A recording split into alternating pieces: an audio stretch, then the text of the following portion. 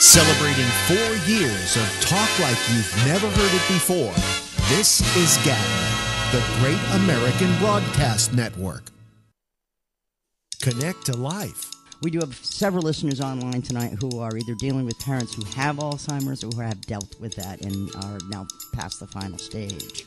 Connect to love. Hey, Dad, that was so creepy that you told Melissa that you had sex in 8 years. Creepy. I don't know what's and wrong you should. with It was my like life. deer in the headlights. Boink. Like, Oh my God! No wonder he didn't show up to the parade afterwards. He was embarrassed. Connect to happiness. bumping and bumping, Linda. Dude, you Holy really cow. were. Yeah. Sometimes windows- you just have to do that. Yes. There we To go. blow it out sometimes. Yeah, like a Brazilian blowout was the Cuban blowout going on over there. That's gonna put it out there for you people. Connect with Connections, a nightly feature of Gabnet. Join hosts Melissa Fox, Linda Nunez, porn star Pete, abetted by Lizzie Say What, and Mr. Punchline as they engage in a lively 2-hour romp that is bound to keep you happy and, yes, connected. Each show tackles a lifestyle or relationship topic relevant to people interested in improving themselves, dealing with the ups and downs of life, and those interested in spicing up their relationships. The gang, along with special guest hosts, share stories and connect the topics with humor to current events in entertainment, politics, culture, and even sports. So get connected, Mondays at 10 p.m. Eastern and Tuesday through Friday at 1 a.m. It's Connections, here on Gabnet. Talk like you've never heard it before. Hi, everybody. This is Alex Bennett, and I've had a long and interesting trip. It's called life. And for years, people have demanded that I write a book about it, and while I've been a writer, my main talent has always been that of a broadcaster. Over a year ago, I decided not to write the book, but using my best skill, I decided to tell it. It's called Life in the Passing Lane, and I described it as an audio biography. It's presented in 30-minute chapters, so it's easy to binge listen.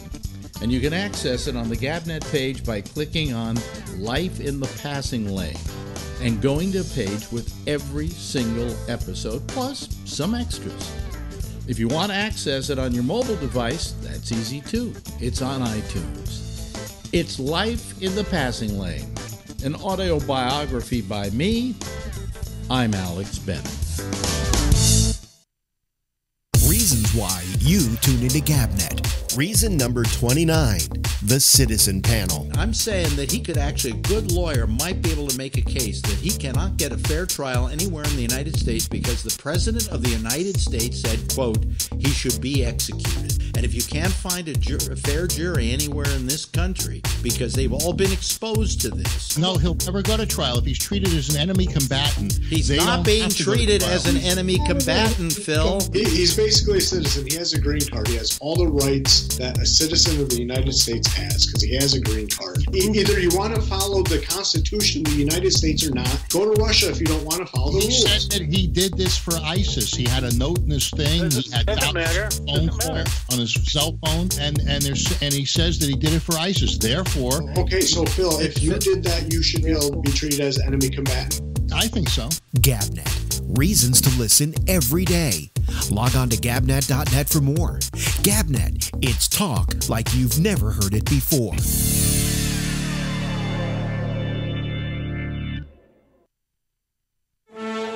Celebrating 4 years of talk like you've never heard it before. This is Gabnet, the Great American Broadcast Network.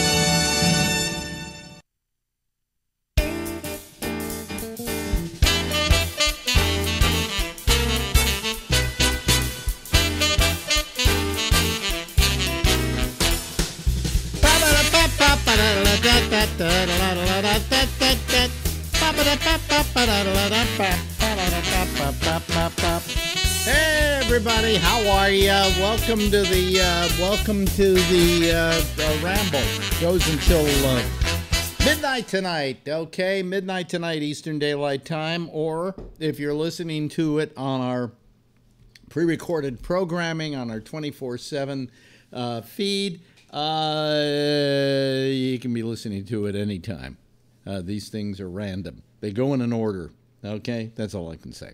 Anyway, how are you? What's happening? If I go over to, let me see here, over to the other camera, you will not see anybody there tonight. Once again, she punked out on me, so I'll just do this myself. I'll have to talk for the next 25 minutes, and then the rest of you can join in.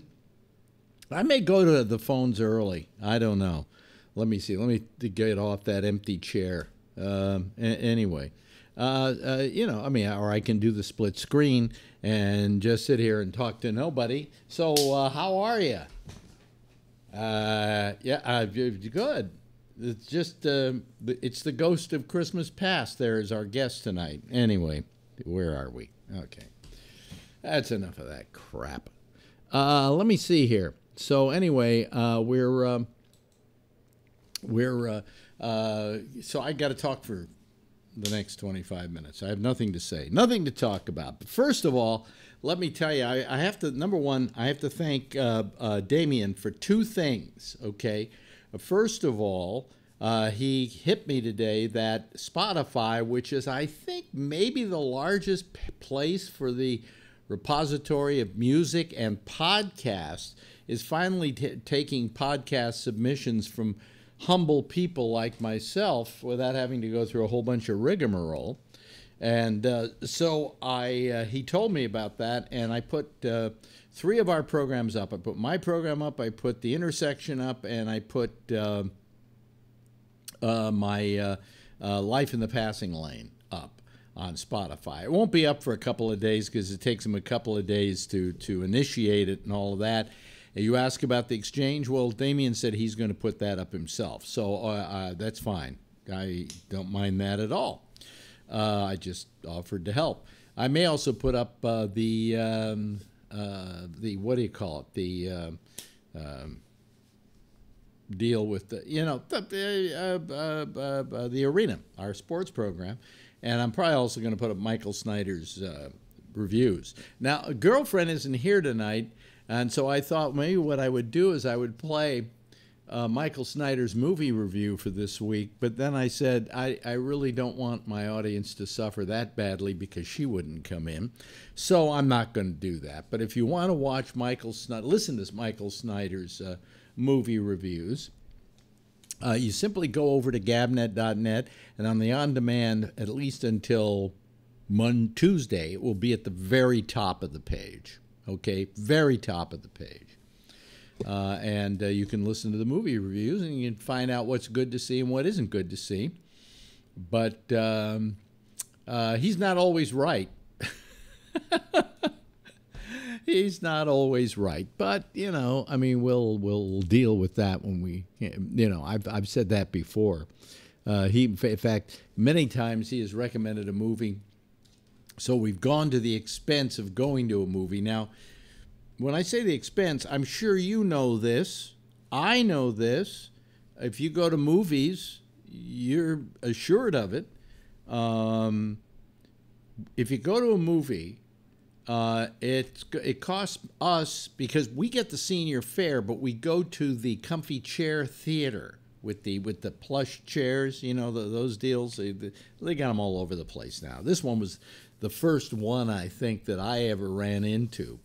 But now they not only have comfy chair theaters, they have comfy chair theaters where they bring food to your chair. Just what I want. People eating hot dogs and having dinner while watching a movie, and I want to watch the movie, and they're munching on food, and I'm smelling their food. Anyway, bad idea. Bad idea. So anyway, we spend, first of all, I spend $12.50 to get to the theater by cab and another $12.50 to go back. So that's $25. Then the movie itself for the two of us at the comfy chair, if it's in 3D, is $42.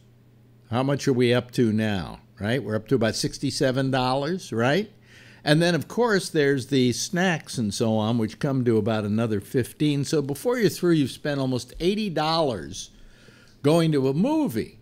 And if it's one he recommended and it sucks, once you're in there and you go to see the movie and you've read the reviews have been good on it and everything like that, but you have your individual taste and you go to see the movie and you just spent $80 to go to this goddamn thing, it better blow you. It better be good, really good.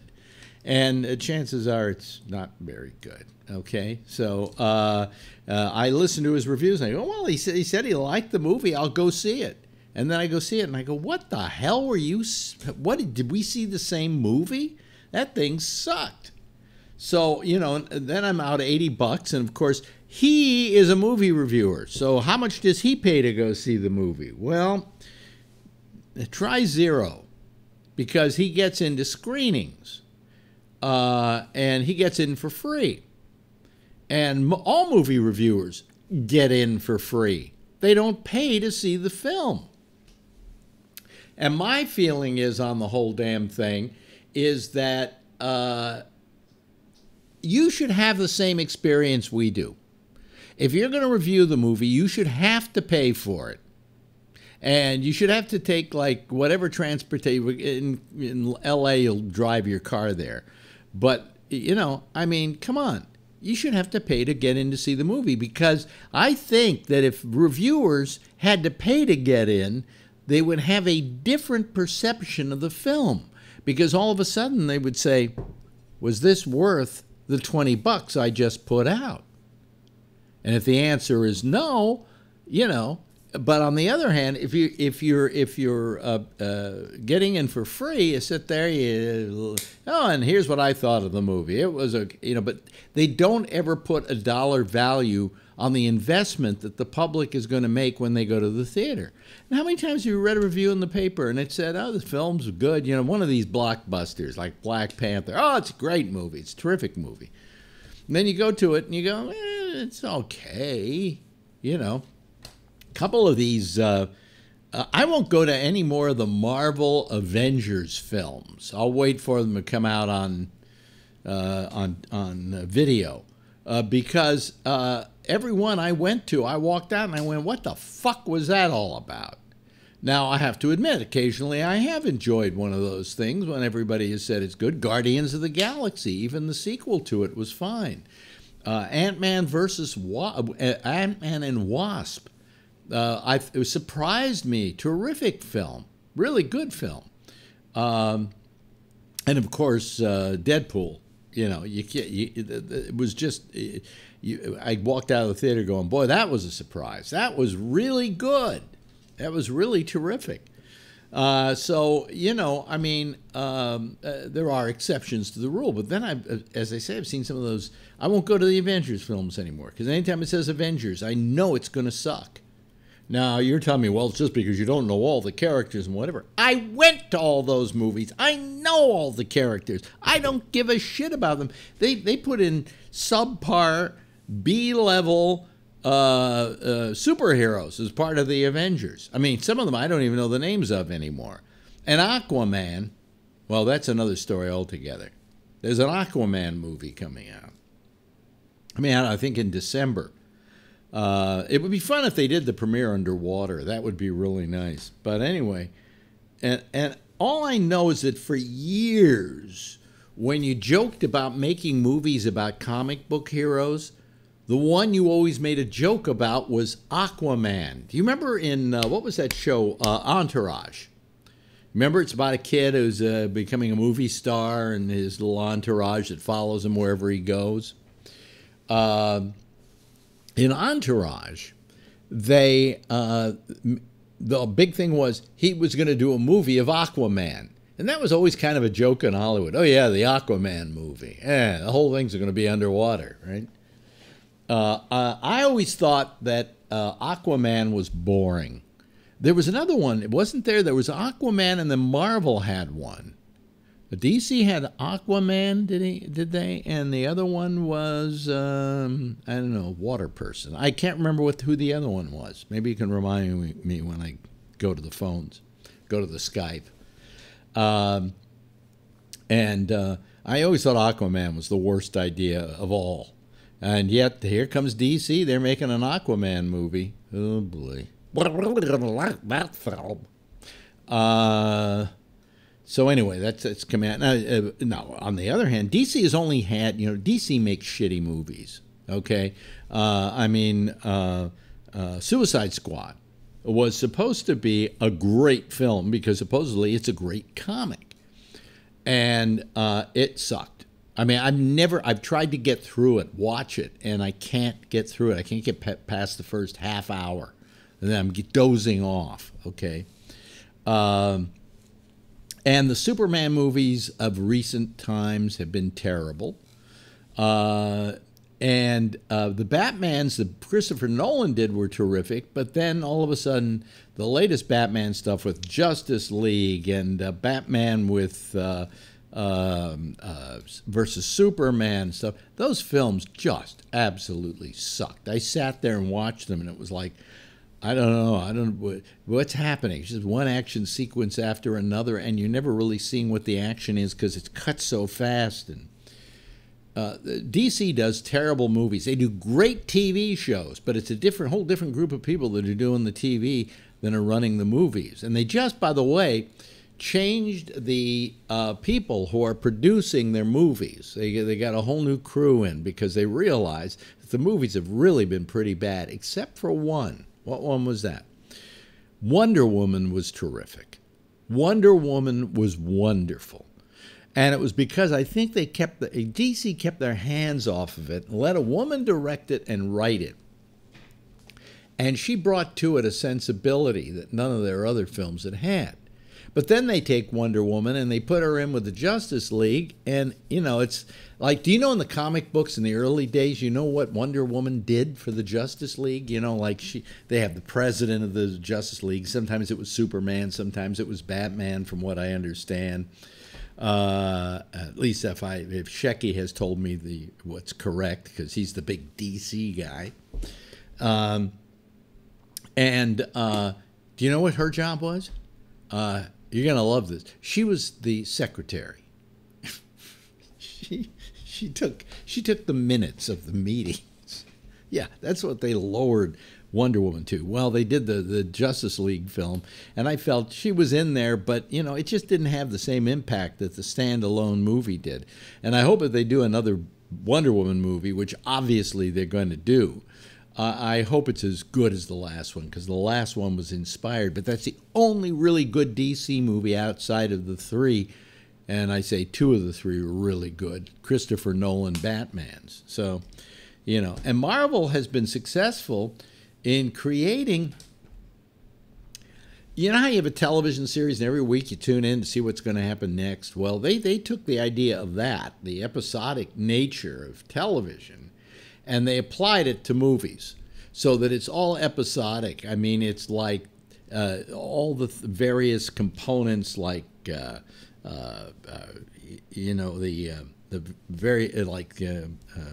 all the various characters that they've had single movies of, they then put into the Avengers. So that and there's an ongoing history and storyline, and you have to know what went on before. Now, it's bad enough, when you are watching a TV series or binge watching a series on Netflix, and then a year goes by before they come out with the next series, you have to say to yourself, well, wait a minute, I forgot what went on before, That's why they always have usually a recap. Netflix is pretty good about it. They actually have you can bypass it if you want to, but if you go to something like Ozark and it's in its second season, you bypass that. You can bypass that. And that's pretty good. You just zip right by it. But you can watch it, and it's very involved. It gives you about a 10-minute backstory of what happened, and it gets you up to speed. But if you didn't see the last Avengers movie, and now you're going into the next Avengers movie, which is maybe 2 years later, you have to remember everything that went on in the first Avengers movie. And I don't know if I want to go back and watch the last Avengers movie, because I was bored to tears with that one. So, it's like, and people say, well, you don't know what happened there. Well, that's because in the first movie, blah, blah, blah, happened. I don't give a shit. I want 2 hours that stands alone and that I can look at and walk out and say, I just saw a good movie. But it's not really worth going to movies anymore. There's a couple of movies out I would like to see. There's this new Robert Redford film about a criminal. I can't remember the name of it right now.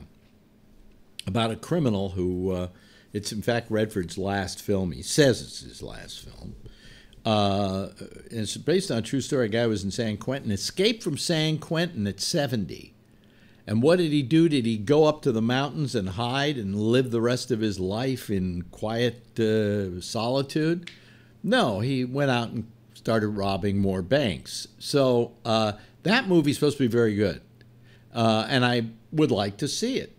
Another movie I would like to see is Lady Gaga and Bradley Cooper in A Star is Born, which, according to Michael Snyder, and just about every review I've read, is terrific. Lady Gaga is being given rave reviews. They say she's just a great actress, which is something I knew all along. I mean, from the very beginning of Gaga's career, I said, watch out for her. She's going to surprise you, because she's going to start doing things that are way off of what you consider as her comfort zone. My wife always used to say to me, why does she have to wear meat dresses? And I go, well, she had to wear meat dresses because that's how you get people to pay attention to you in the beginning of your career. But then she went out and she started doing albums with Tony Bennett, and she started appearing on American Horror Story to kind of get her acting chops together. And now she's made this movie, and she's terrific in it. And everybody's going, boy, I didn't know she'd be that good. I knew she'd be that good because Lady Gaga is the real deal. By the way, I saw tonight on one of these entertainment shows. Do you know that Lady Gaga, under her real name, I can't remember what it is right now, was on an episode of The Sopranos? Yeah, she was one of the kids in the high school. Yeah. Yep. So anyway, I thought I'd just pass that along. It's a little piece of information. But anyway, so where was I? Oh, so, I mean, if I'm going to spend that kind of money to go to a movie, I want to see something good. But if I'm going to, why should I go see A Star is Born? Why should I go see the Redford movie when I know in 3 months they're going to be on Netflix or they're going to be on HBO? Films you never thought were going to be on Netflix or HBO are already there, like Black Panther's up on there. And how long ago was that out? That was maybe 4 or 5 months ago, tops. Okay, so why should I spend that same, well, maybe a little less, maybe $70, because it isn't 3D and it isn't comfy chair. Why should I go to a theater and see something that I'm going to be able to see at home on a service I'm already paying for, essentially for free, although it's not free because I'm paying for the services, but certainly not what I would pay to go see the movie. I mean, for all my services combined, I'm not spending more than about $25. So anyway, that's my gripe about these things. So I mean, I'm not going to go see A Star is Born. I can wait. The one thing I used to say to people is, they go, "Oh, I got to see this movie. It just came out. I got to go see it." And I go, "Well, why don't you wait for Netflix? It'll be on in 3 months." They go, "But I want to see it now." And I go, "Why do you want to see it now?"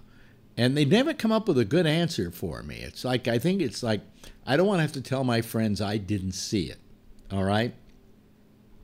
But I have to remind them, I said, it's on film, okay? Or on some kind of, maybe a digital representation of film, okay? It will last forever, okay? It's going to come out on Netflix. It's going to be available for sale on video. It's going to be on television. It's around for all of eternity, why do you have to see it right now? It's going to be the same film, especially today. I mean, with digital and all that, we don't have troubles with color fading or prints that are getting chopped up because they've been bicycled around the theaters, because there's no such thing as prints anymore. They're all hard drives that go in there and nothing wears out, If the hard drive goes bad, they simply ask the company to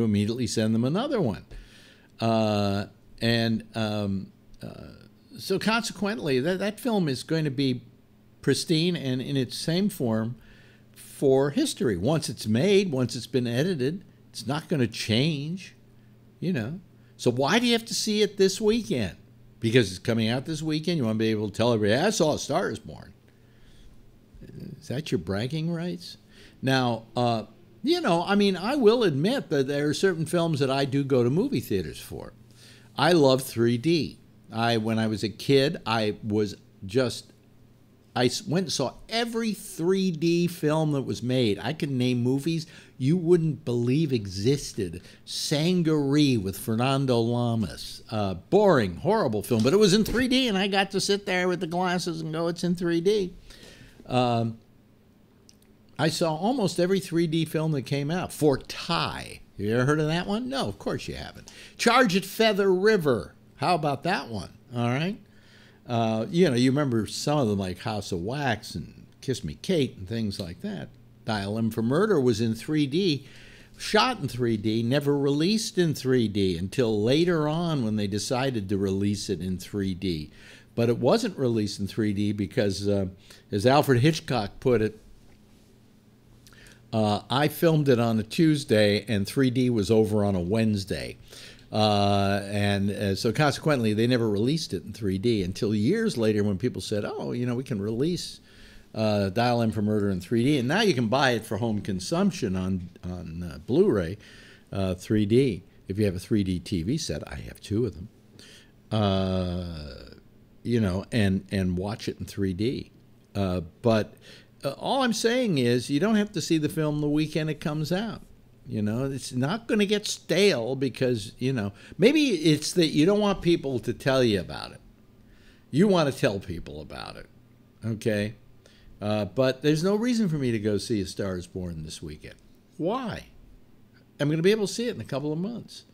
The Robert Redford film, I'd be surprised if it wasn't more than 2 months before it shows up on Netflix or Amazon Prime or something like that. So, you know, I just am not that a great rush. But for 3D movies and blockbusters that are big films, I like to watch them on a big screen. I like to watch them with an audience because at the very least, movies are a group experience. You're all sitting in a dark theater together and you're looking at this thing and you're you know, really absorbing it and experiencing it together. You're all going, wow, ooh, ow, you know. So a big blockbuster like that, I'll go to a theater to see. But it better be damn good. It better not be Suicide Squad, and it better not be any of these nitwit Avengers movies. It better be something like, you know, Guardians of the Galaxy. Better be something like what's the other one? The Guardians of the Galaxy, Deadpool. Love Deadpool. Just love Deadpool. So anyway, Hey, I've actually, you know, you start me talking. This is what I did for a living for years, and somehow 25 minutes comes and goes, and I've been blabbing in all that time.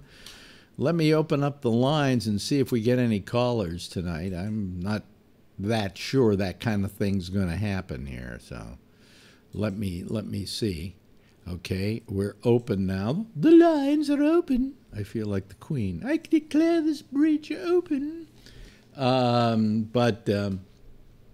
You know, I'm leaving the lines now for you to call in on. I just opened them up. And now I have to wait like about a minute because a lot of times people don't get the signal till a minute later. Well, here comes Phil Meyer. Here he is. He's the first. He's usually always the first one here, although sometimes it's Scott Boddicker, you know. Hello there, Phil. How you doing? Hey, how you doing? You know, you used to get free movie passes for a ton of movies. Yeah. If you didn't take your ex-wife Susan, you took me and Susan, you took my ex-wife. You know, when you had these passes, you would go to see movies. Yeah. And how come you're not on the list for that stuff anymore? Well, I am actually for some of it, and they send me invites to various films and so on, and also through SAG-AFTRA. We have a lot of showings through SAG-AFTRA. There's also a thing I can join at SAG-AFTRA that will allow me to go to a lot of movies every year that they have screenings and so on. It's too much of a slog for me to get downtown, to Midtown to see the movie, and I just don't take them up on it. But I do get the invites. And the one interesting thing, you got me into watching the credits to see who was there. It was very important to you to see the credits. Well, the reason I watch the credits, and this is a theory I always had, is I can't applaud the movie because the people who made the movie aren't there for my applause. So what I can do, if I really enjoy the film, if I didn't like the film, I'd walk out on the credits. Really? But if I liked the film, I would sit there through the entire credit roll, even though I wasn't reading it, minutely, so that those names would pass by me because these are people who worked very hard to make a film I liked very much. Yeah, your ex-wife used to say she liked the best boy grip. Yeah. In fact, I was going to make a short subject once called "The Best Boy, the Grip's Friend," and it was going to be all about what a best boy does. Yeah, isn't he late tape? I think the best boy is the assistant to the grip. Yeah, the grip is the guy who lays wires and takes them down and things like that. And the best boy is, I think, his assistant. I'm not entirely sure, but it was my. Well, and I'd come up with I don't like these cartoon characters, and I never go to see those shows. Although I did like that Jessica Jones series very much. Well, the stuff they did on Netflix was all kind of adult stuff. Yeah. It was not kid stuff. I like what's his name, Luke Cage. I thought I like that too. Terrific. I liked Jessica Jones with Luke Cage better than I liked Luke Cage by himself. Really, I like the Luke Cage by himself. But part of the reason I like the Luke Cage by himself is it took place in Harlem. Yeah. And I know every one of those locations because they're all near me. Yeah. I mean, the latest one, our building is in it. Yeah. Oh, really? Yeah. Your building seems to get in a lot of movies and TV shows. Yes. It's a pretty neat building. I watched that Mozart in the park. Mozart in the jungle. In the jungle. Yeah, Mozart in the jungle. It was the house that the girl lived in. And all the musicians lived in. That's right. Yeah. And we were also in New Jack City, of course. That's the one we're most notorious for because it wasn't called. It's called Graham Court, right? Right. But in the movie, it was called the Carter. They put up a different sign on it saying, the Carter. And so now when I take a cab and they leave me off in the front of the building, they look at me and they go, "Oh, the Carter." Because it's so notorious. Because if you watch New Jack City, there's a guy who gets killed right in front of the building is one of the big things. And then it's the building they turn into a giant crack house. And they point to a map of the building, and they say, "This is where we're going to build the crack lab," and it's our kitchen. Is that the scene that the women are all sitting there in the nude and they're dividing up cocaine or something? Yeah. Oh, okay. The reason they're supposedly naked is not for sex purposes, but because it's to prevent them from stealing the coke. Okay, so and these are women who are packaging the coke and whatever. They leave any in your kitchen? No. But but he points to the window. Actually, it's our pantry, the window he points to. But he says Wesley Snipes says this is where we're going to build the crack lab. So that's very famous. Pan Am, a TV show. I saw that. Yeah, they dropped them off in front. Yeah, we were a Russian a building in Russia. What was the there was some reason why Spy or something lived here, and so we did that. And we every now and then we get a little notification. So and so's going to be here. The Americans shot here. But we get a notification.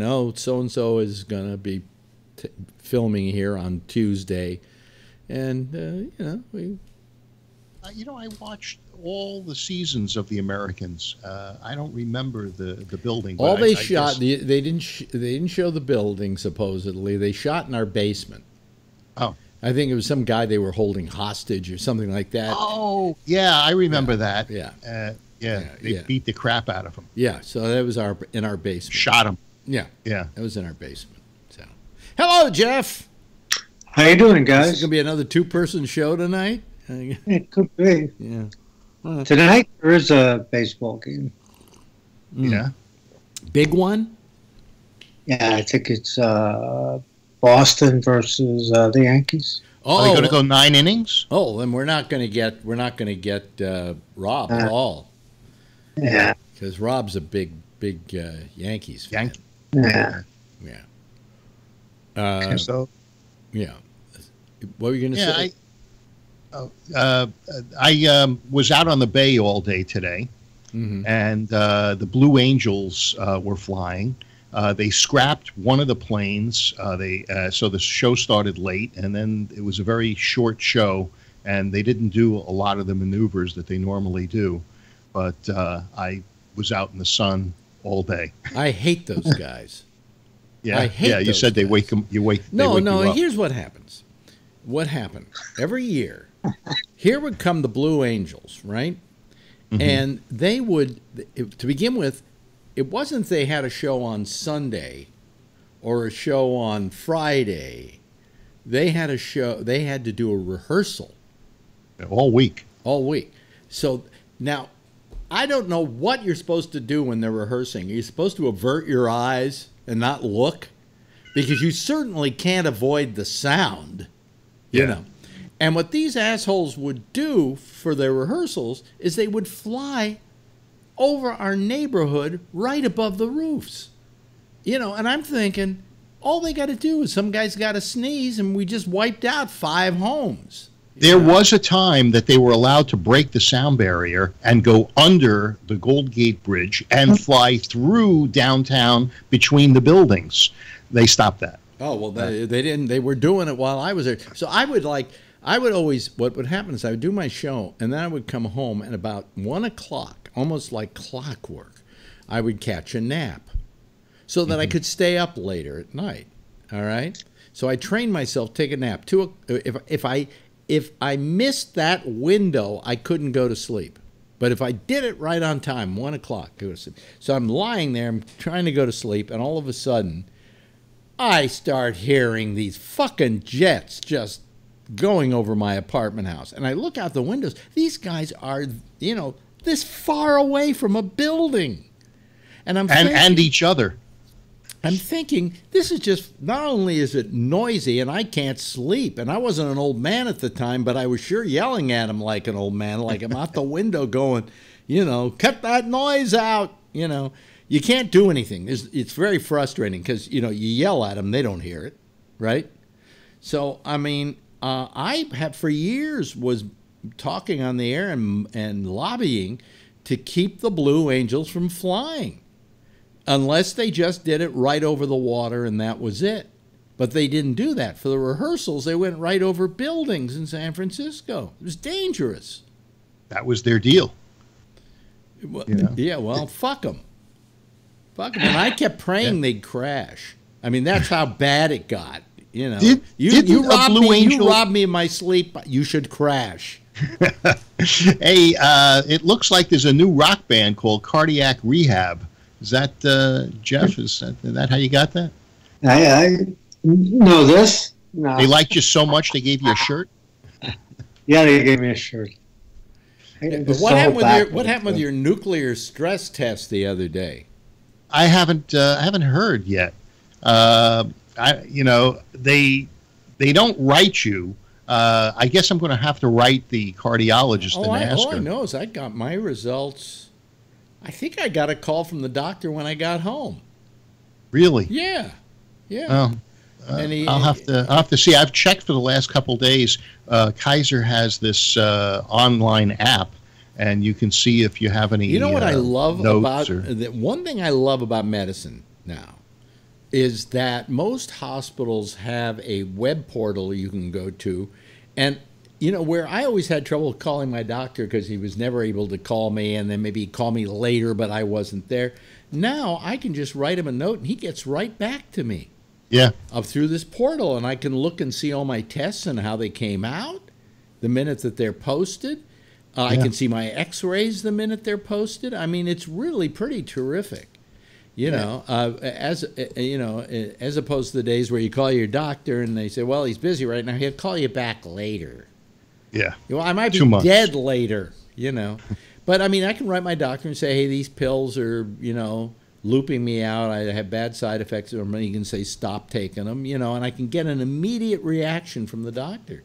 So, I mean, that's a nice thing. That's one good thing we're doing with the internet. Yeah, that's true. And by the way, I had a reason to use my watch today.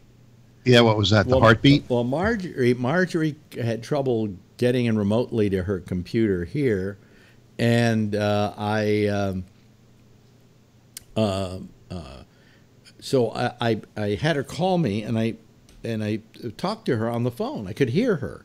And then I was doing all the work I needed to do to get her online and things like that, and to point things. And the watch is what I'm using to talk to her. It was very convenient because I could operate a computer and all of that and still be talking with her and saying, okay, you move over to the left, you go down to the right-hand side. And, I really found a use for it today. So that's good. Plus, Mickey always tells me the time. It's 10:42. Good night, pal. Good night, pal. Did you hear that? Good night, pal. Yeah. Yeah, it's 10:42. Yeah. Can he call you Chief? No. Well, hey, Chief. Well, I have Minnie here. Wait a minute. Yeah. Hold on a second. Wait a minute. Where's Minnie? Oh, she's back the other way. There we go. Wait a minute. Where are you, Minnie? There you are. Here we go. What time is it, Minnie? It's 10:43. Good night. That's very cool. Now, if I do it again, I haven't worn mine lately. If I do it again, it doesn't go good night. It's 10:43. See, but the first time you do it in the evening, it'll say good night or good morning. It's cute. It's lovely. Does yours make you enter a password all the time? No. Oh, this thing keeps asking me for a password. I'll tell you. Well, you go into your settings.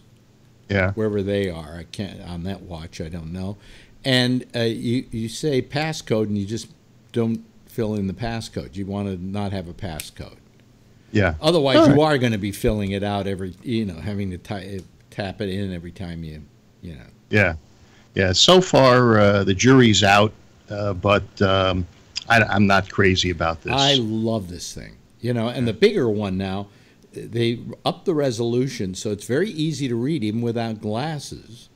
And it's it's larger now, so you just the screen is slightly larger, and it's really good. It's a good. If people are wondering, should they get a watch? Should they get one of these watches? I'd say now's the time to do it. The one I had was fine, but it was like the first year or about second year that they were out. But this thing, they re-engineered the whole thing. They raised the volume on the audio 40%, so now you can really hear somebody when you're talking to them on the phone, and you don't have to hold it up to your ear or anything like that in order to do it. So yours is the fourth iteration. This is the second or third. I'm not quite sure. How do you know? Oh, God, I can't read the back of this thing. Wait a minute. I just got a thing said raise to speak. Oh, somehow Siri went off, and it says raise to speak. Just bring the Apple Watch close to your mouth and make your request. There's no need to press the crown or say, hey, Siri. Oh, really? Wait a minute. Hold on a second. Wait a minute. That's what I thought. What? That's what I thought? Oh. What time is it? Well, wait a minute. It said that I had to. What time is it? No.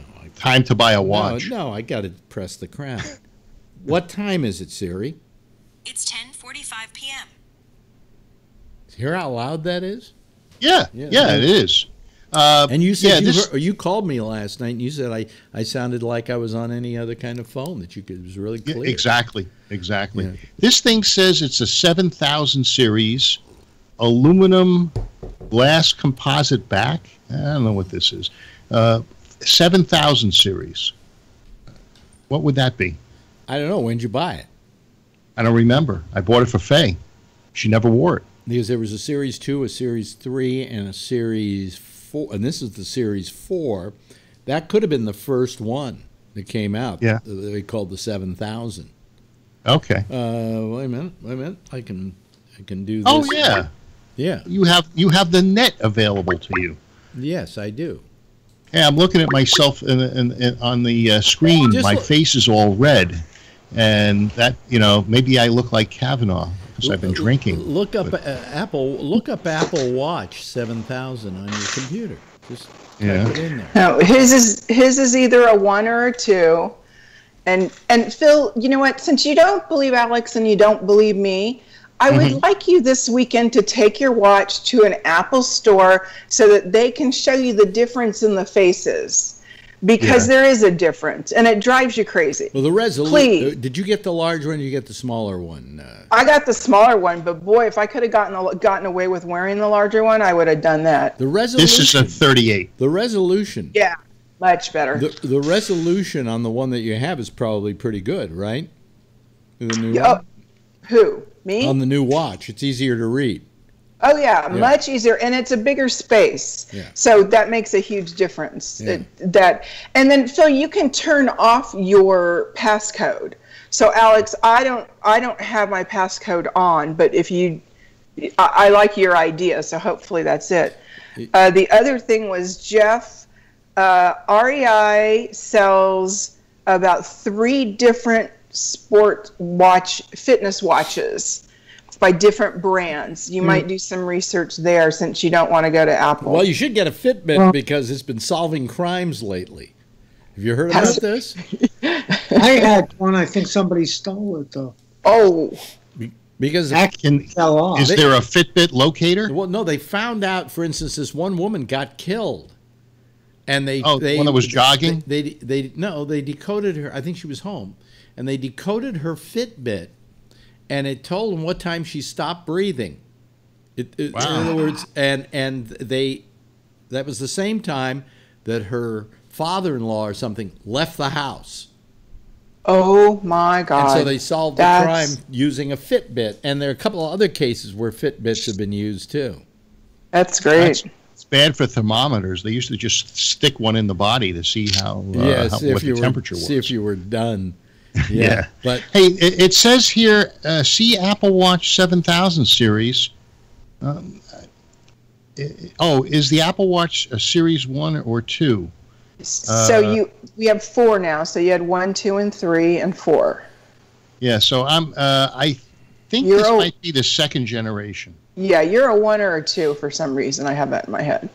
But if it's strictly on, I hate punching in numbers on the watch, just take it in and go see how much bigger it is. It's the cheapness of the feel of the band and the watch. I've been wearing a Rolex Submariner for about 20 years. No. Okay, see, that's not fair. But I can't wear this. Listen, I had a you're a snob. I've had a Movado.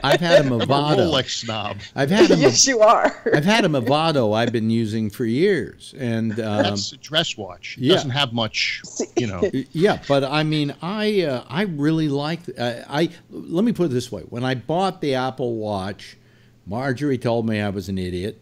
Why are you spending that money on an Apple Watch? And I thought I was going to have buyer's remorse. I not only didn't have buyer's remorse, I was really happy I had it. I found it terrific. in all aspects. And so when I got this, I thought, well, now I'm really going to have buyer's remorse because I spent with taxes and with the protection and all of that $661 on this thing. And you already had one. And I already had one. And so far, I don't have a scintilla of buyer's remorse. Do you, Renee? No, it has been logging stuff right and left, and that's what I wanted it to do. And now I'm using it more for.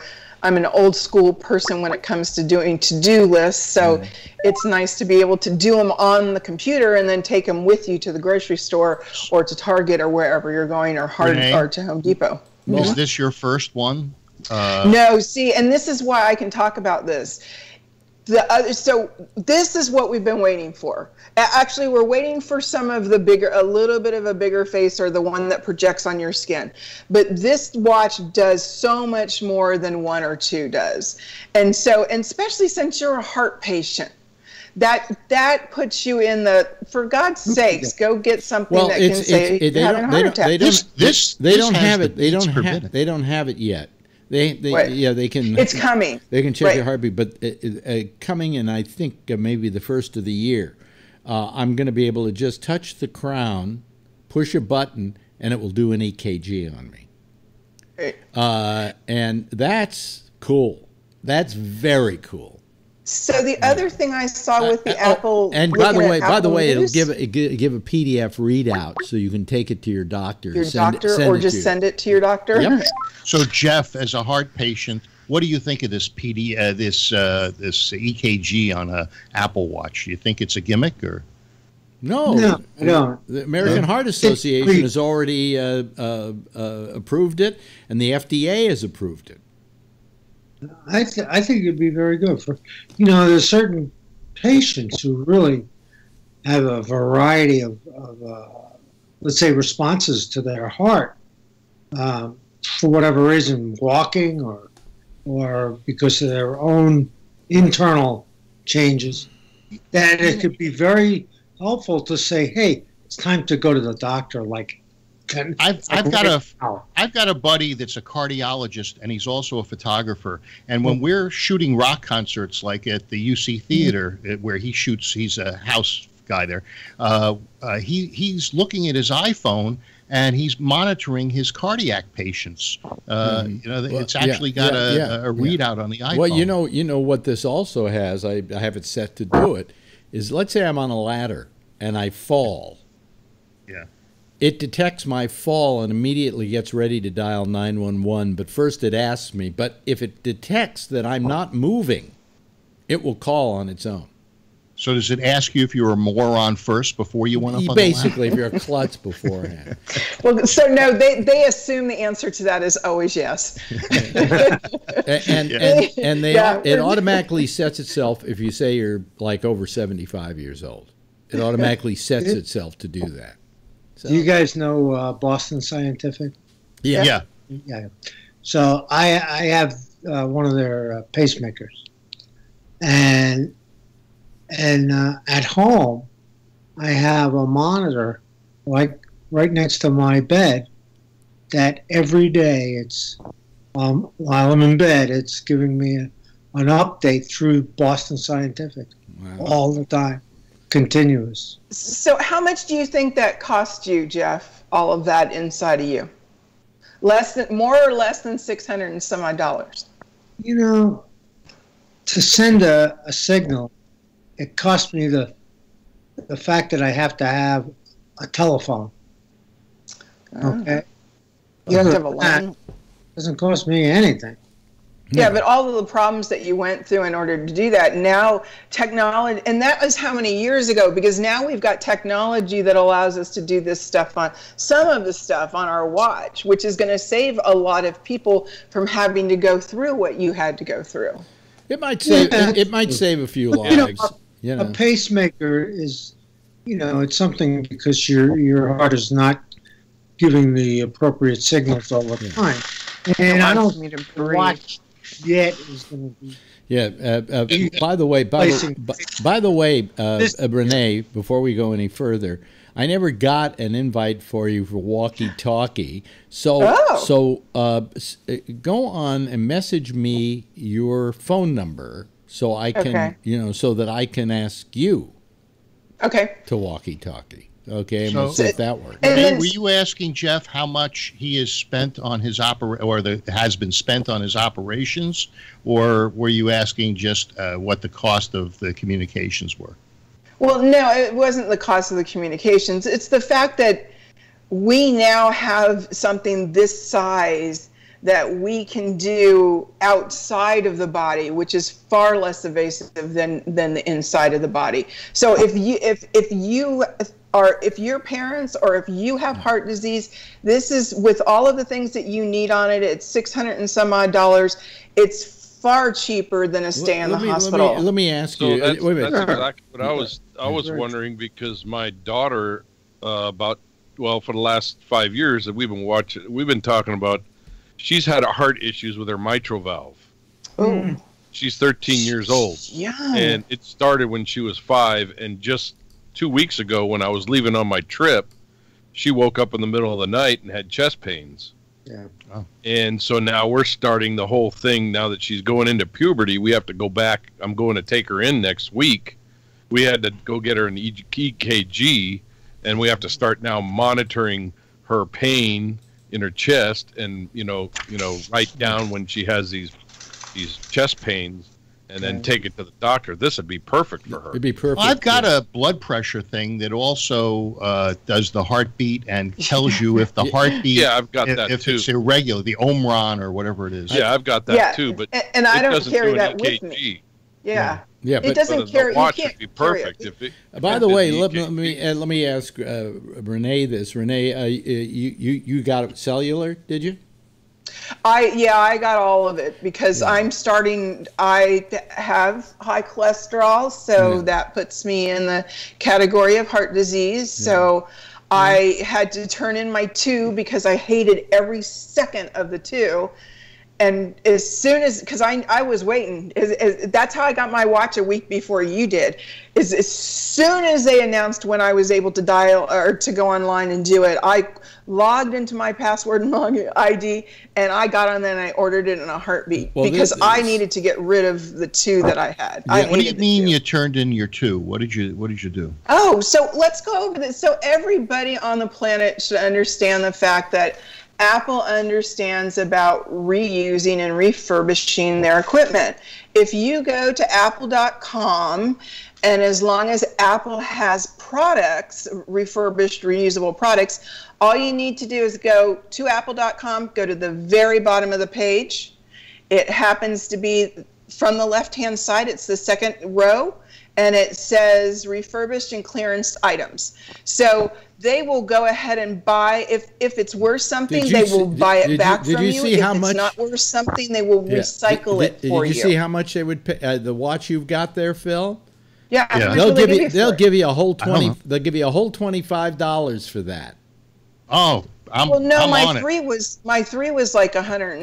But that was a 3. The one he's got, which I think is about the same generation as my other one. I got a quote of $25. Yeah, but you know what? So I figure the goodwill of they giving don't have much of a recycle program for these in your local. The goodwill of just giving it to somebody like Patrick would be more worth it than the $25. So that's the back on the 4. Yeah.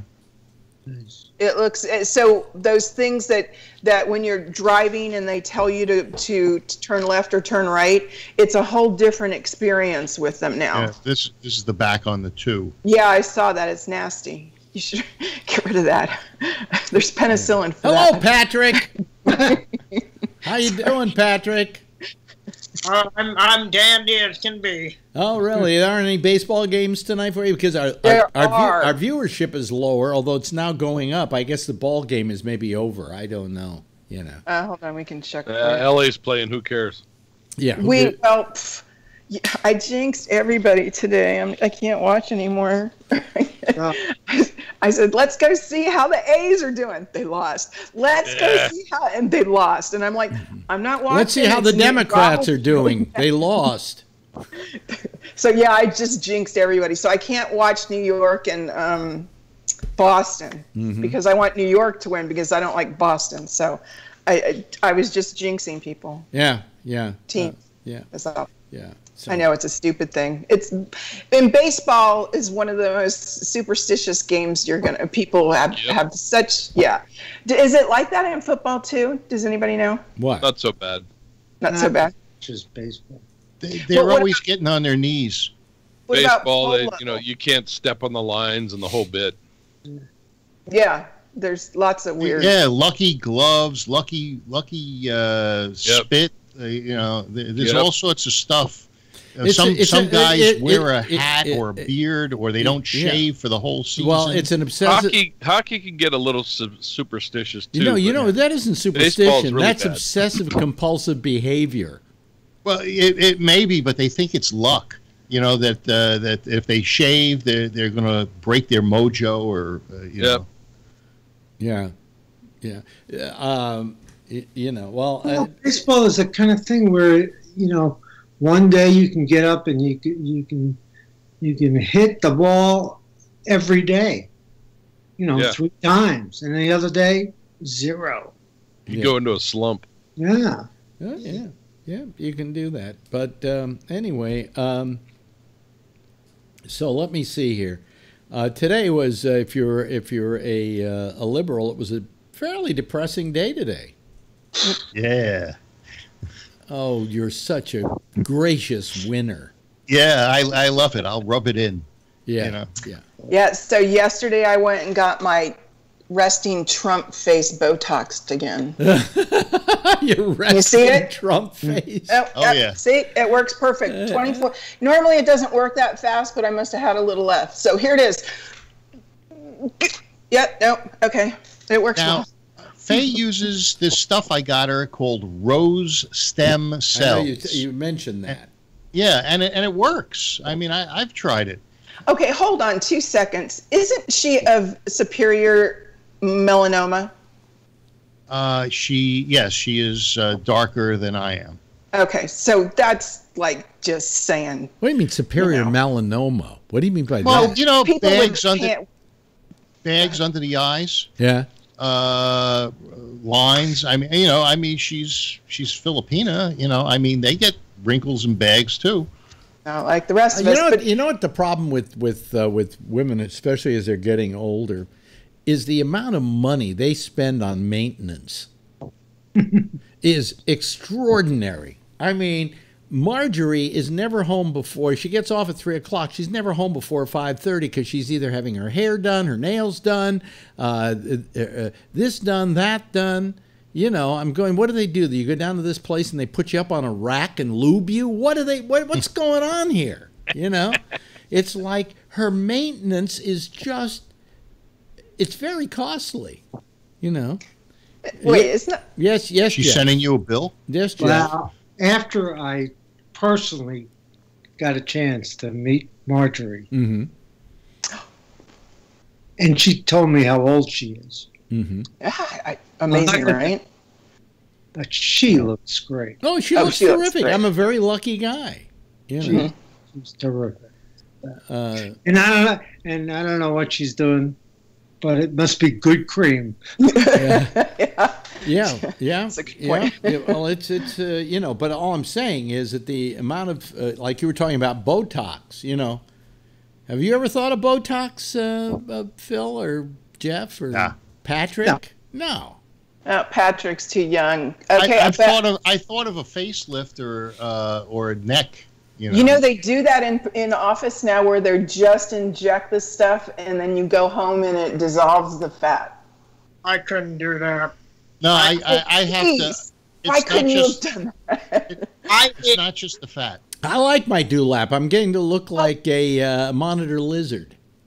Patrick, who's had more procedures done than all of us, says I can't do that. And the funny thing is, Renee, I get shit from my mother about exactly what you just said. She said word for word to me constantly, because I went to get a tetanus shot a few weeks ago, and a shot doesn't bother me, in the muscle or something, but like getting an IV, I hate getting an IV because it's always in a more sensitive area, you know, of your arm or your hand. And I'm the worst with needles, and I've said this, and I'll say it on this show in case there's spies that need to know things. Yeah. If you want to know anything from me about anything in my life, come at me with a syringe, and I will give you any information. You don't have to touch me with it. Just threaten me with a syringe. Yeah, well, you know, I went in, my doctor, this neurologist, he's always wanting me to leave the office and go have a test, you know. This time he didn't. But the last time I went, he decided he had to take a whole blood panel to see if I had certain things like B12 overload or something. I don't know. Anyway, he took a whole panel of stuff, which all turned out to be just perfect, you know, so it wasn't causing whatever problem I had. And she had to use 3 syringes full of blood on me. And she poked me right there, right in the crook of the arm. I was black and blue for a week and a half there. I mean, she didn't hit it the first time? Well, what I tell them to do, because I have trouble finding a vein in my crook of my arm, I tell them, just, you know, go through my, you can see the veins here, you go through my hand. Really? You really want us to go through? I said, yeah. I tell them the same thing, and to use a butterfly. And they always want to see if they can find it first in the arm. I don't know why. It's like a point of pride with them. I can find it. Yeah. You know, I'm the person who can find the vein. Yes, Jeff. I have no problems. And I'll tell you why. Why? I always go over to Yale and have it done there. And there's like 6 people who do it all day long. Well, so did this woman who left me black and blue. Everybody. No, but and they're terrific about them. And the other thing is, I always say, thank you. You guys are terrific. I figured I get an extra 10% on that one. Well, I have great success. A black and blue mark for the other places, I'm bleeding and I'm swollen, and you got to go through 7 times, and it didn't work. And they're poking around. Yeah. These people just. I like when I was in the hospital, it was just all intravenous. Once they got the needle in, it just stayed there, you know, and they just they did everything through there. Yes, Patrick. Well, the kidney stone surgery I had 2 years ago. Oh, by the way, we're losing all our young listeners. Go ahead. We lost them 4 years ago. Yeah, I think so. I had what they called at the hospital their IV all-star team. They got some fucking name for it, that they're the greatest. They came in and they had to stab me no less than 12 times. They gave up, and that was including the digging around, you know.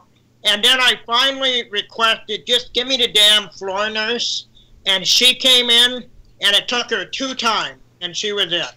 And my preference is to have the anesthesiologist do it right when I'm in the hangar bay ready for surgery, because I've had the anesthesiologists are perfect and never a problem. So yeah, they say the ones in my arms, they're deep or they roll or they, you know, but I just tell them, put it in the hand. Yeah, I'm just like Alex, and with the hand and a butterfly, it's no big deal. Right.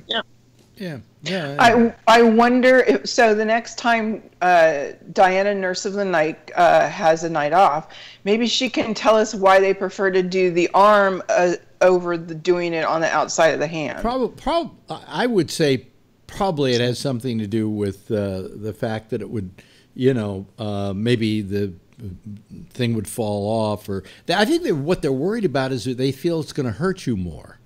Is that you're talking about just for taking blood, or are you talking about them putting in the thing so that they can put the IV in and all that other stuff? I can't remember when I was in the hospital. I think they did it they found a place in my arm, and that's where it was for like 4 days.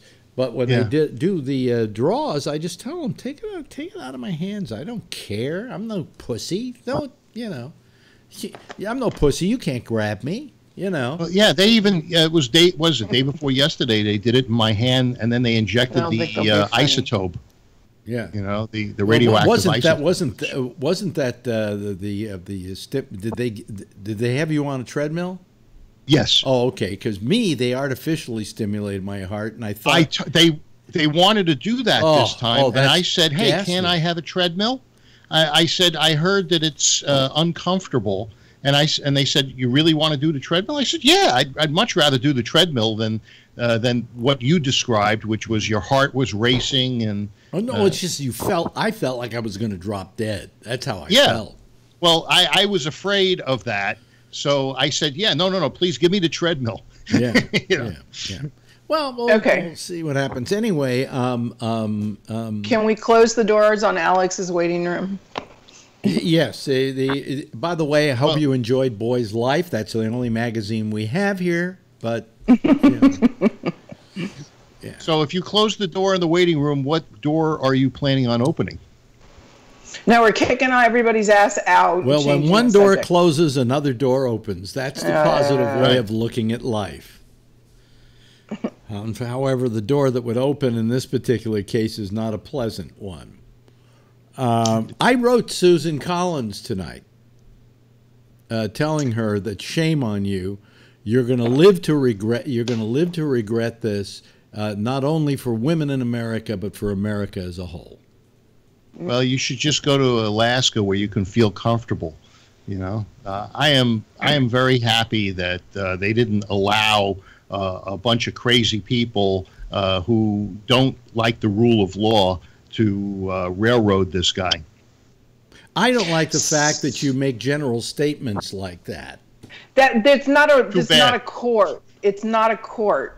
I don't care. I don't care. Oh, here we go. I don't care if it's a luncheonette. We don't like the rule of law. That's not a true statement. Occasionally you make me laugh, Phil. Yeah, I don't care if it's a luncheonette.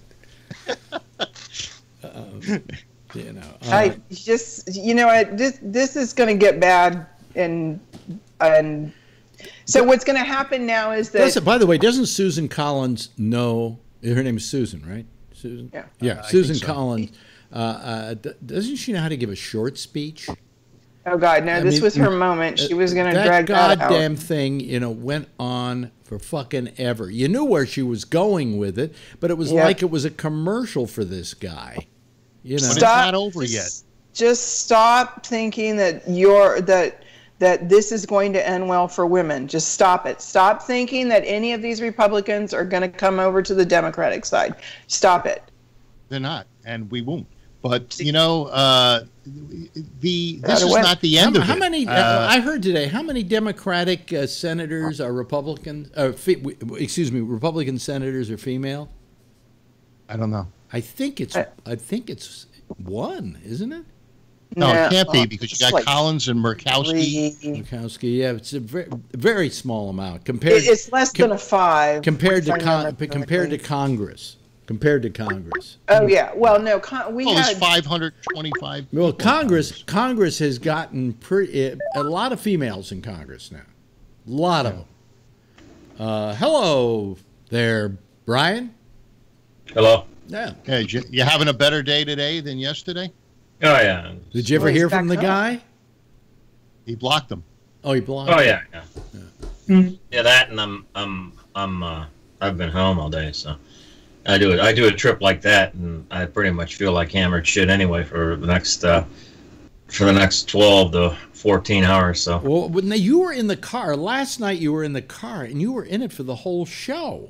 That is correct. Where were you going? Yep. I was going to Hamilton. What?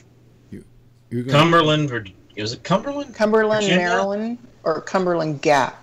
There's I forget. I want to say it was Cumberland, Virginia, or somewhere a little south of Richmond.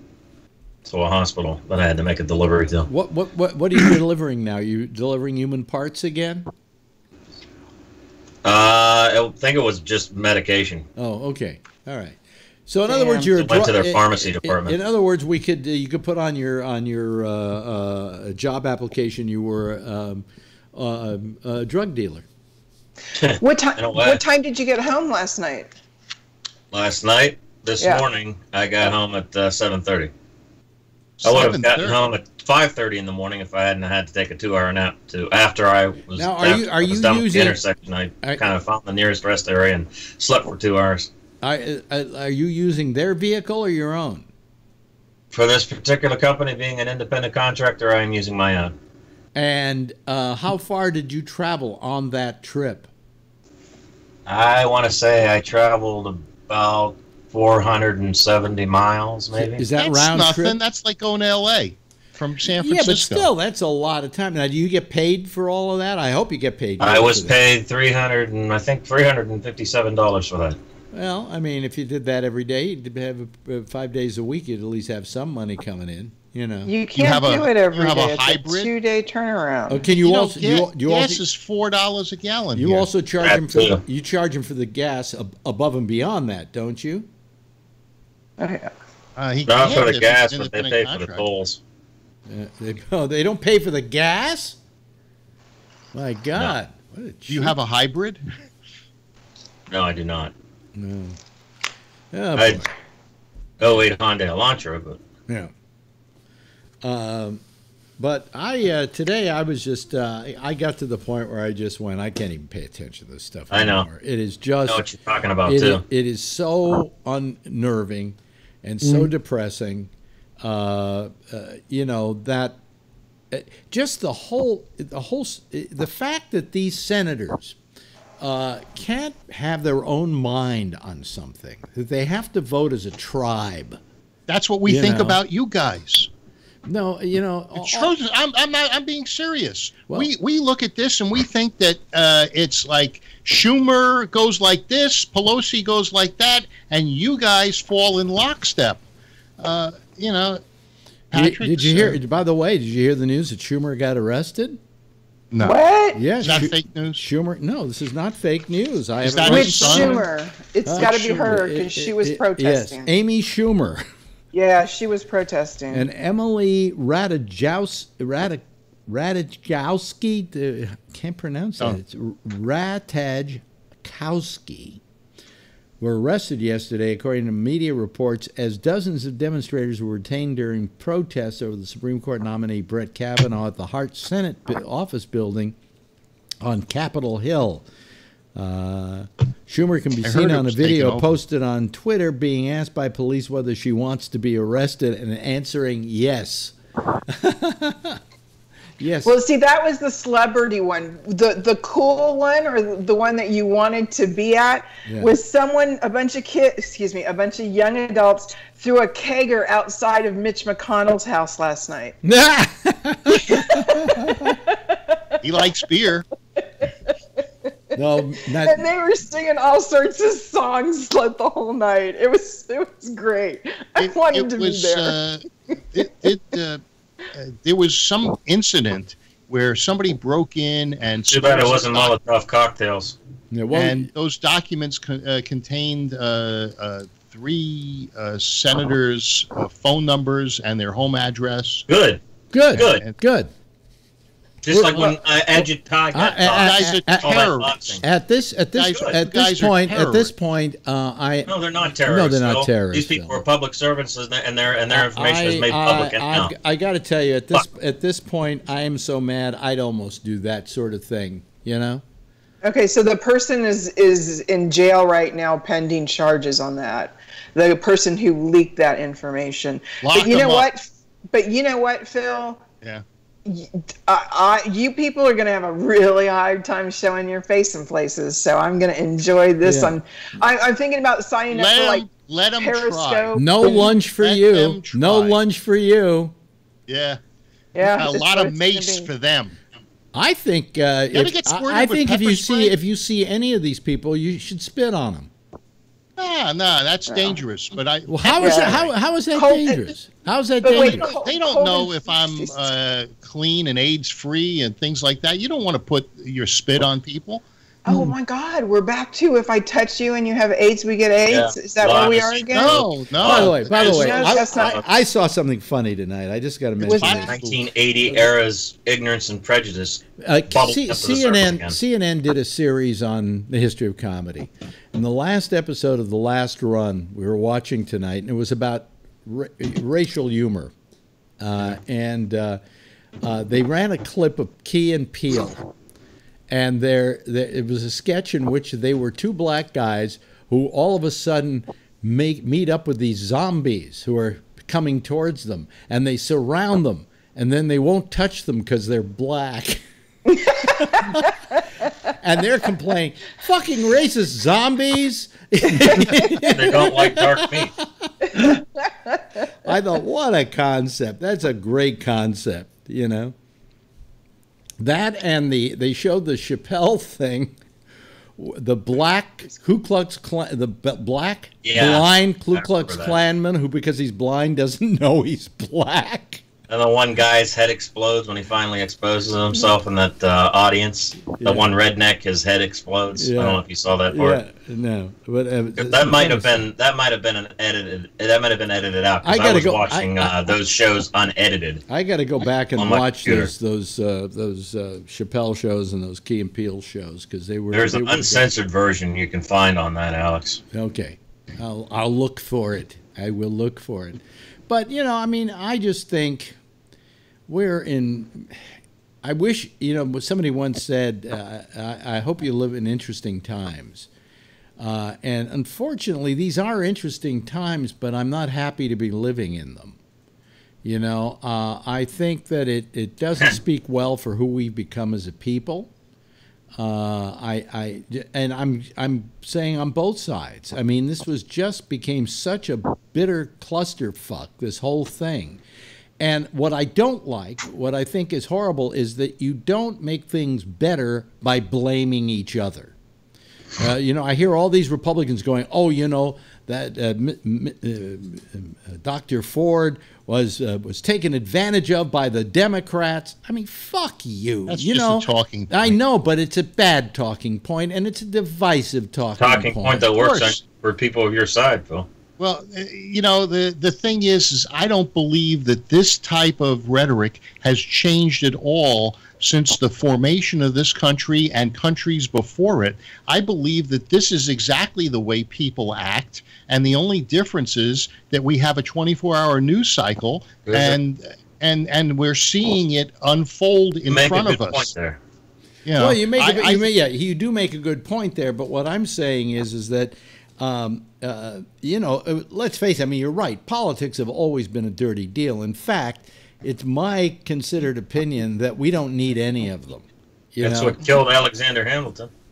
I mean, I thought it was the play. It's people constantly vying for power that causes problems in this country and every country around the world. Every country. It doesn't matter. Even Hitler. And yet, it was the same thing. And yet, why do where do we get the notion, you know, to begin with, as you know, it's impossible for any of us or all of us to, on our own, run this country without somebody administering it, okay?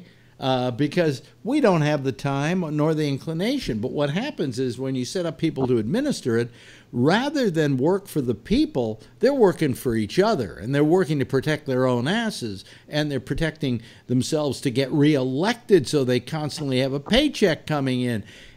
And that's what it becomes. And we get away from why they're there, which is to serve us and to do the best job they can by us. How come a majority of them go into Congress with very little money, and when they exit, they're multimillionaires? Well, you just say you've answered the question by asking it. Yeah, right. You know, so it's you know, except for people like Pelosi, who had more money than God before she went into Congress, or Senate, and the same thing. As much with, as you hate Pelosi, you got to admit, you know, she doesn't really need to put up with this shit. But she does. But it's a power thing. No, I don't think it's a power thing. I know Nancy. I know her family. I know Andrew, and I know her daughter. But you knew her when she was the Marin County. Well, no, she wasn't Marin County. That was Barbara Box. What was Pelosi, a supervisor? I can't remember. I think she was something like a supervisor. But here's the thing: she didn't go into politics till she was like 40, 45, when her kids had grown up and were on their way to college and stuff, and she didn't have to. She had an empty nest, and she decided to go into politics. She could have just laid back and done nothing, but she wanted to be a politician. She wanted to make a difference. So for whatever you want to say about Pelosi, she's got all the money she needs, so she doesn't need the job. And I do say plenty. And she's part of the problem. She's a part of the corporocratic problem. No, well, she's not. I don't think she's corporate particularly, to tell you the truth. You know, when I look at her voting record and so on, I don't see that, Brian. I'm saying that, you know, everybody likes to pile on Pelosi because, well, I guess she's a female. That's why they pile on her. The power is addicting, though. You know, when she became Speaker of the House, the first thing she wanted was her own 747. And, you know, when everybody protested and said, hey, look, the Speaker of the House does not need a 747, you can fly commercial, she wasn't happy about that. Yeah, Bernie Sanders flies commercial. Christ, he flies coach. He's also a socialist. So there's two. But he flies coach. By the way, I heard some unnerving stuff about Bernie Sanders this last weekend because the people we were staying with know Bernie and say he's not the real deal, that he's a big hypocrite, and that he's really an asshole. and they hate him. They just hate him because they had to do. What's the stuff that he has a Ferrari? And by the way, they're big liberals, these people. What? Yeah. I don't know if he has a Bernie Ferrari. Sanders, they say, has a Ferrari. Look, I don't care. You know, that doesn't make him a worse guy because he's got a Ferrari. His wife had some untoward dealings when she was with a college. I think they mentioned that his wife is just as bad. Yeah. You know, and these are people who are big liberals. I mean, they love Leahy. They think, and he's from Vermont too. They love Leahy. But in fact, Vermont's kind of weird. I saw their lieutenant governor on television. He's got a ponytail. You know, that's Vermont for you. I know the ponytails are terrible. Yes, hand up, Renee. So, Phil, what you didn't. So, I'm not Nancy Pelosi's fan. She did something pretty stupid, and I haven't forgiven her for it yet. But, Phil, the point. There's two things that were happening at the point Nancy Pelosi asked for that jet. One of the reasons is because it was the only jet at that particular time that would do a cross country from Washington, D.C. flight. All right. And the other thing is that, and I hate this, which I had forgotten about, so thank you, Phil, is the fact that our representatives work 4 days a week, but they have that last day to fly. And they get paid for that fly day. So that was the other thing that was happening during that time period where Nancy Pelosi was talking about getting an airplane because she didn't want to fly, because it was the only thing that would fly nonstop. And commercial wasn't doing any nonstop. But I'm not her biggest fan, but just there's got a context to that, and I'm still not her biggest fan. Didn't McCain have some other? McCain had some beef over nonstop flights and refused to take a certain airline or a certain flight because. Do you remember that? It was something that they talked about recently about McCain and not taking a certain flight number. Maybe it was his airplane that went down, flight number. No, I don't remember that. It wasn't that. It was that it wasn't a nonstop, and they wouldn't do something, and he wasn't happy about it. Well, you got to remember, to begin with, these congressmen are and senators alike are constantly in the air. They're constantly traveling. You know, when they're through, when they got a couple of weeks off in Congress, they're not staying in Washington. In fact, a lot of them sleep in their offices. You know, that's what I was going to say.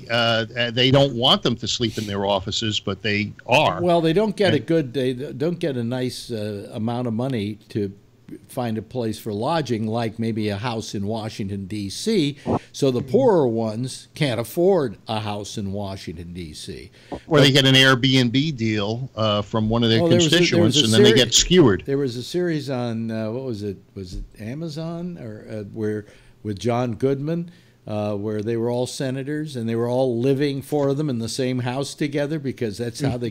One guy had the house, and he rented out the rooms to the other ones. Right.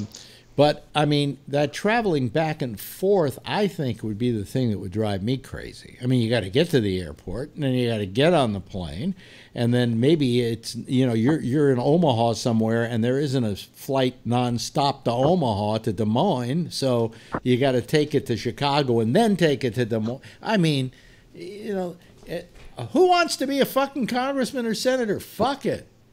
Did you hear what the retirement is complaining about and the medical? Oh, yeah, yeah. All they have to do is do it for one term, and Yep, they're in for like life. Flint. Yeah, for life. Yeah. But it's always been that way. That's nothing new.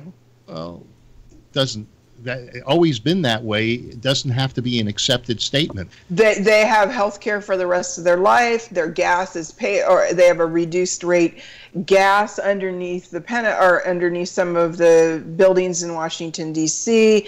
They get paid for working 4 days, and they get to fly the 5th. They get, and I can just keep going on because those things have always been there. The thing that changed the game was when our last sexual predator was allowed onto the court, which of course is Clarence Thomas, and he helped with the Citizens United vote. So I don't know how you think we can win anything without fixing Citizens United. I don't know. I just legislative amendment. It has to be from the legislative branch to fix the judicial malfeasance as well as the previous legislative malfeasance that has occurred in the previous years. It's a monumental task. Don't get me wrong, Renee, but that would be my direct answer to your question. Yeah, it's Clarence. So now that Brett Kavanaugh is going in, we're going to look at things like Roe v. Wade, and I know, Patrick, you don't believe this is going to happen, but dude, it's going to happen. And then and Amy said I'm crazy, but I think Trump wants to be king or emperor, and they're getting after the 22nd Amendment. Can I say something here? I could sit here like you and say the same thing, except that we never know that once somebody gets on the court how they're going to act. A lot of them suddenly realize the power they've been given, and they become a little more reserved with it. There is your buddy Stevens, was he appointed by Nixon? He was appointed by Nixon, I think. And he's the one that came out and said that Kavanaugh shouldn't be on the court. No, I think it was Reagan. Okay, well, he's a Republican. Yeah, so here's a guy that was appointed by a Republican, and is definitely one of the more liberal judges that had been on the court. Well, I mean, a good example. There are a couple of examples of this. One of the prime ones was when Eisenhower. He said it was the biggest mistake he ever made. Put Earl Warren on the court as the Chief Justice, and it turned out that Earl Warren, who they thought was going to be a conservative, turned out, or at least a right winger, turned out to be a big lefty, and they had to live with that.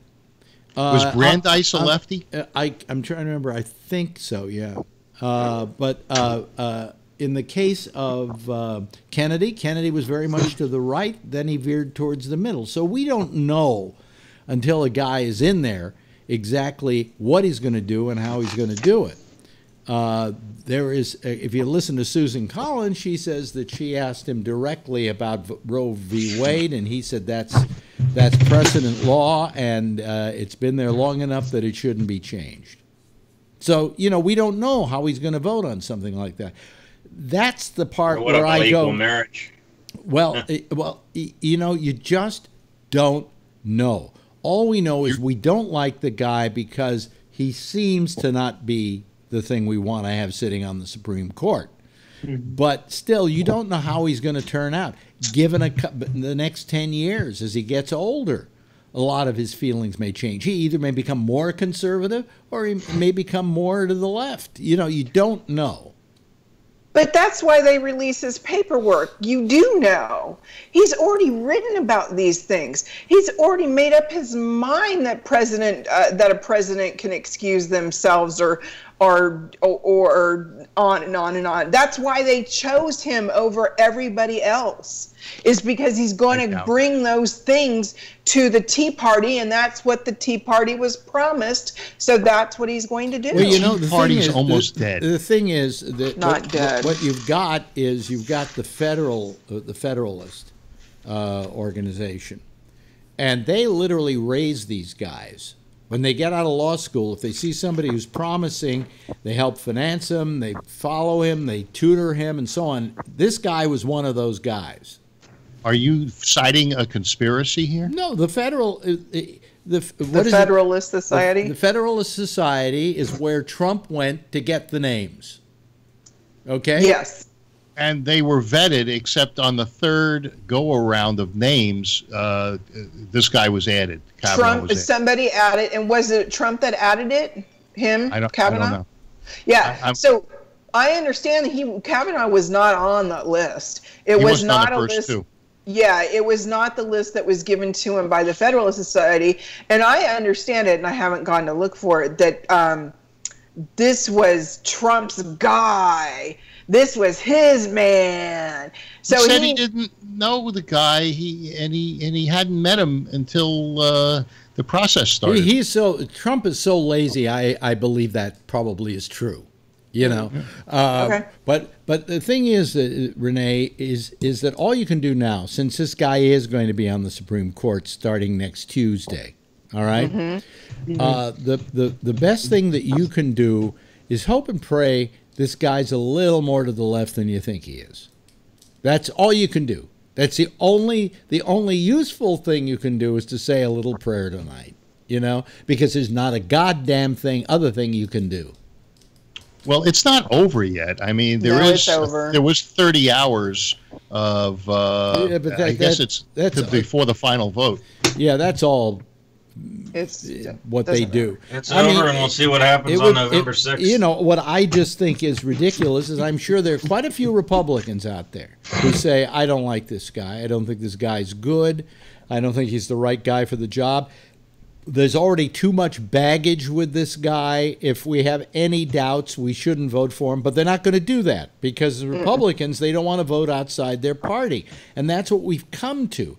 Occasionally, a few years back, we could have perhaps held out hope that a few Republicans were going to say, hey, you know, this guy really isn't that good. I'm not going to vote for him. But that's not going to happen. However, maybe he is that good. Maybe he is that good, and all of this stuff is specious. Maybe, Phil, and let me throw it right back at you. Maybe he's that bad. Okay. Maybe. Yeah. Yes. We'll find out. Yes, Renee. See, the issue is that Alex is saying maybe he's not that bad, or excuse me, not that good, but it's only from our view that he's bad. From the Republicans' view, they think he's perfect. I think he walks on water, this guy. No, but I think that there are a lot of things you could attribute to him, but I wouldn't give him that one. The fact of the matter. All right, so he parted the Red Sea. The fact of the matter is that we're going to be stuck with him. So let's just hope and pray that he does right rather than wrong.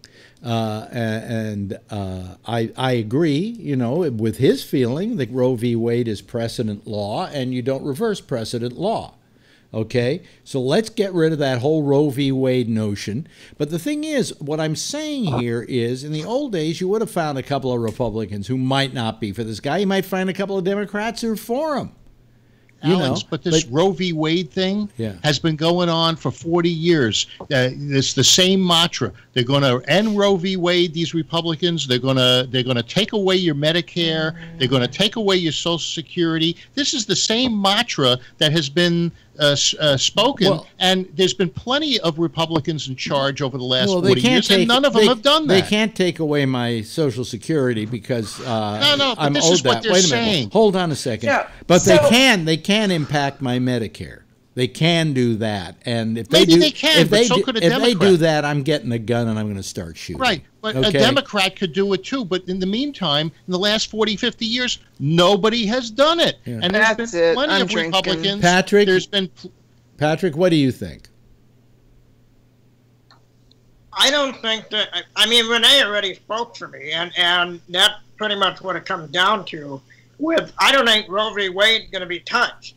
I think it's a hot button that the left likes to throw out, just like the right love to throw out gun control and that. These are just words that they fire up either side. Roe v. Wade, the left goes absolutely apeshit, and then you say banning guns, and the right goes absolutely apeshit. And frankly, the Second Amendment hadn't been touched, and neither had Roe v. Wade. And every Democrat that had been nominated to the Supreme Court, like Kagan and Sotomayor, one of the biggest concerns the Republicans had was, are they going to get rid of the Second Amendment? Are they going to change it? And it never happened. John Roberts is a good example. There's a guy that everybody assumed was far to the right, and he's pretty centered. Yeah. He was a swing vote. Yeah. Well, he's not a swing vote. A swing vote. And, you know, I don't know. I think both sides, they play team, you know, and I'm quoting Jack at this point, because Jack believes in the team mentality. Where I don't. For political, and I don't necessarily buy into that because, like for me personally, what did I say on this damn show? As soon as Trump became the face of the Republican Party, I no longer called myself a Republican. I'm a conservative, but I won't align myself with the party. Now, there's things that he's done that I don't have a problem with. The guy generally is not my cup of tea. You know, so I think what you said, Alex, is probably the most rational way to look at this. Is we don't know. Page seems the way he is as the years go, and it could be for the worse for the left or worse for the right. Like that's why I brought up John Roberts, because he'd become almost a swing vote either way, and there's the Chief Justice. Yeah, there was some decision recently that he went to the left on and it was a major one, and I'm trying to remember which one it was. Who was that? When he was nominated, the Democrats were going apeshit over the Roe v. Wade thing again, and there he is. And like I said, Kagan and Sotomayor. The Democrats. Wait a minute, hold on a second. Pardon that drug lady.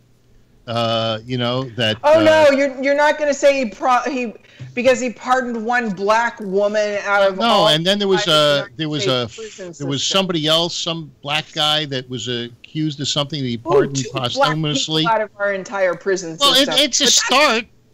I mean, you know, fucking drop in the bucket. But here's what I'm trying to say is, you know, I mean, yes, there might be a problem with Roe v. Wade. We don't know, but I don't think so. But we don't know. Again, you know. Hello, Bree. How are you? I was thinking about you today and wondered why we hadn't heard from you lately. How are you? I'm waiting for. I'm good. Can you hear me? Yeah, I can hear you just fine. Bree is calling. Are you in Dubai right now? Yeah, I'm in Dubai. Yeah. Sounds like you're next door. Yeah. That's good. Yeah. Well, I'm waiting for when's daylight savings time going to kick in over there, and then it'll be more my November 4th. Daylight savings time goes away. It doesn't kick in. Okay. Changes November 4th. Standard time. So you'll hear me more then. Oh, I see. Oh, I see. Because you don't have daylight savings time where you are, right? Right. Why would he? What is it, like 7 in the morning there? It's just an American thing. Cut it out. Shit. Yeah. I was just going to say it's a load of horse shit. So it's 7 in the morning there now? Yeah. Yeah. What were you saying, Bree? Well, I need some questions answered about this Kavanaugh thing, because I try to watch it as much as I can over here, but I don't get the extra sauce, so to speak, that you would get being there. So here's my first question. Yeah.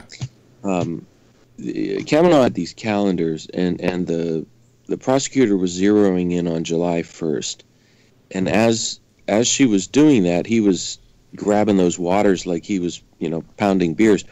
But don't we know? It says where he was going on that day. So why haven't any reporters? Where's the press on this? They want the FBI to investigate, but the reality is that the press does a better job.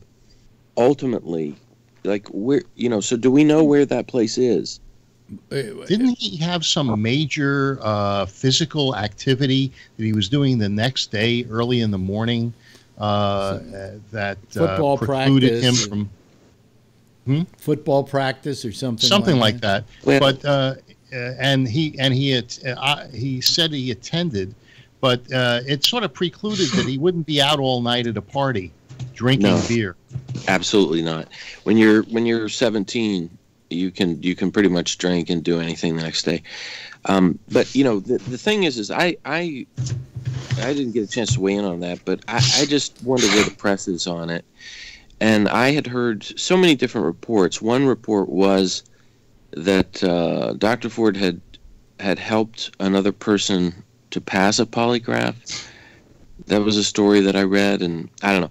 Anyway, all those stories. The thing is that Kavanaugh did come out as very partisan in that one, in that.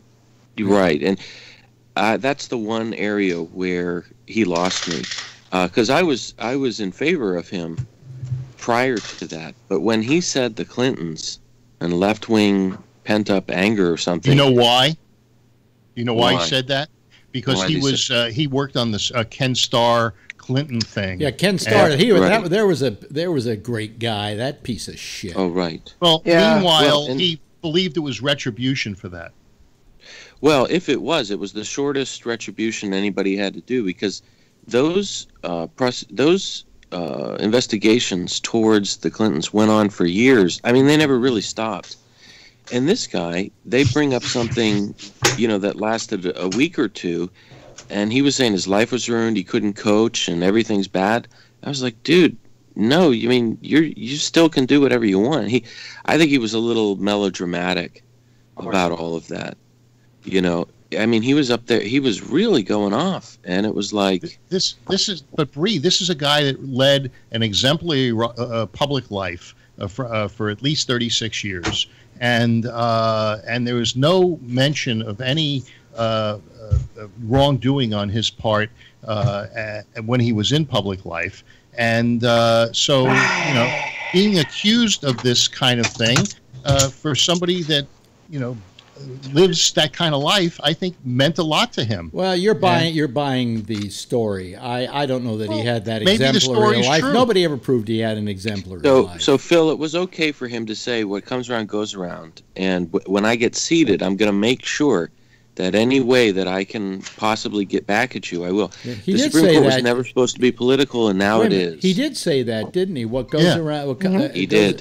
Comes around. Yeah, well, maybe he was referring to the fact that he worked on the Ken Starr thing, and now it's coming around to him. No, what he was saying is what's happening to me, what comes around goes around. Well, you know what he's saying. You put me that on makes him a vicious and little man. He said the next decade is going to be very dark. Let me or something put it this like way. that. And now, because of this kind of hold on. I want to go to Patrick next. I took it because he's going to do something. Yeah, I want to go to Patrick next, but I just wanted to say that I just felt that if I could have had any positive feeling about him, it was his testimony that sunk it. I mean, I felt that was very unjudge-like, very partisan. Yeah. It was all the things that I would not want out of a Supreme Court judge, and quite frankly, I think at that point, a Republican would have had nobody would have held them guilty if they said, I just didn't You guys are hypocrites. Are you going to let me finish what I'm saying, Phil? Well, you're a hypocrite. What do you mean I'm a hypocrite? How am I a hypocrite? Because he got upset, and you're saying that because he got upset, he's no good. If he didn't get upset, you would have said because he didn't get upset, he's no It was the good. manner in which he got upset and couldn't control himself. Bullshit. He had no self-control. And that was my point. Yes.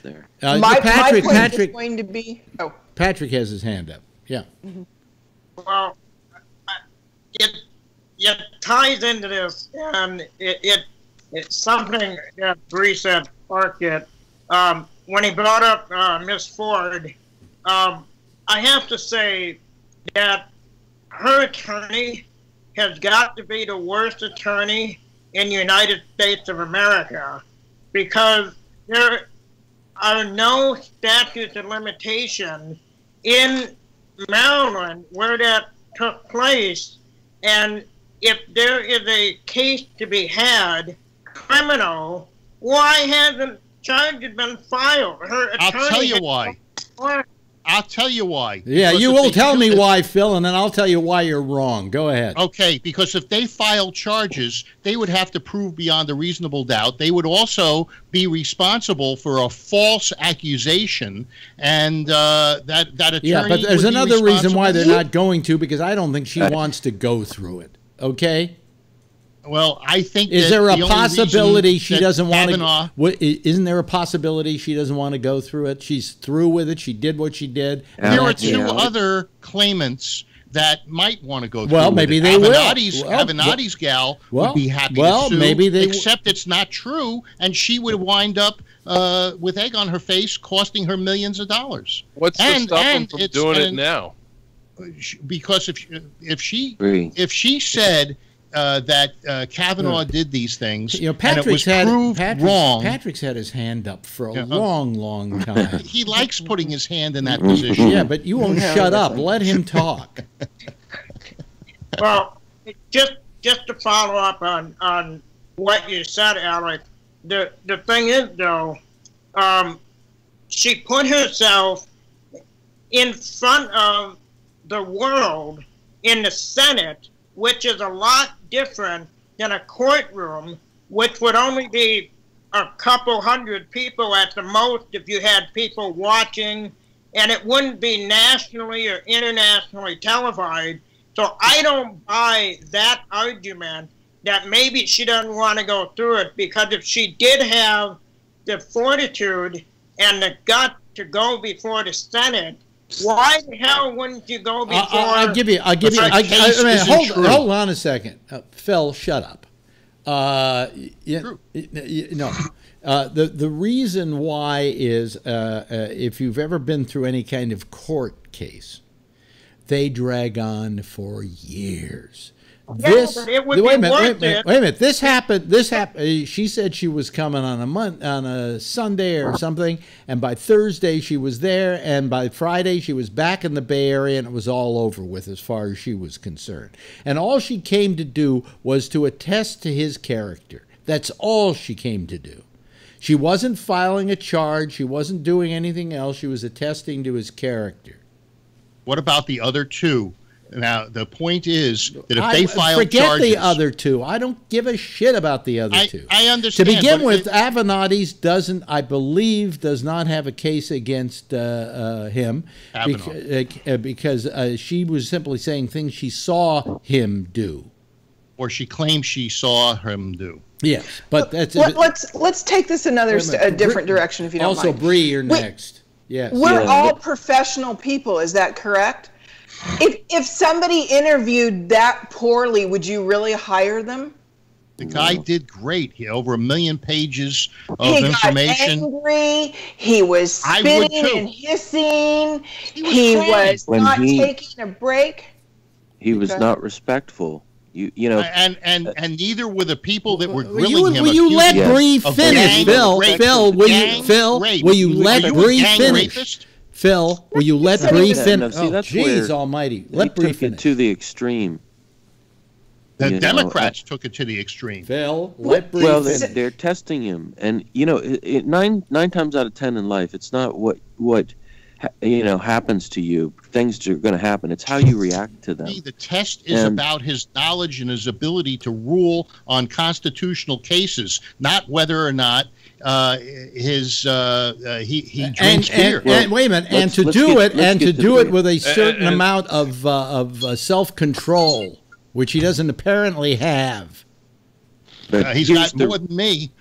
Here's the reality. I wouldn't put your ass on court either. See this. Yeah. I see this from afar. It just seems like all of the structures are broken down. The Supreme Court relies on the executive and the Senate in order to get its have its clout. And if it does not have that, I don't see the system working in the future. If the Democrats take back Congress and if they get the White House, they will essentially make the Supreme Court a lame duck institution. They could. Because look at, this is another thing. Explain to me this. Merrick Garland was held off. Is that because the Republicans had a majority and so that they could make that rule? Yes. Yep. Okay, so as soon as the Democrats get in charge, can't they just start changing all the rules? We could, but the problem is we don't work we don't work. Well, don't say we. I'm you kidding me? We don't work with the same vindictive viciousness Are you that the kidding me? Republicans do. Are you kidding me? No, I'm not in saying the face. woulda, coulda, shoulda. I'm saying, can it be done? Because if it can be be done. Yeah, okay. but see, but the thing is right now it can be done for them now too, meaning that they can set this whole thing up. Right.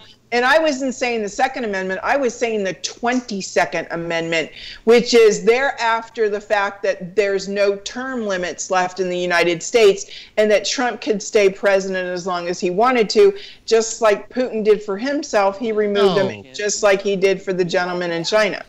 What's the constitutional amendment that's only 2 terms? It's a 14th. It's the 22nd. 22nd.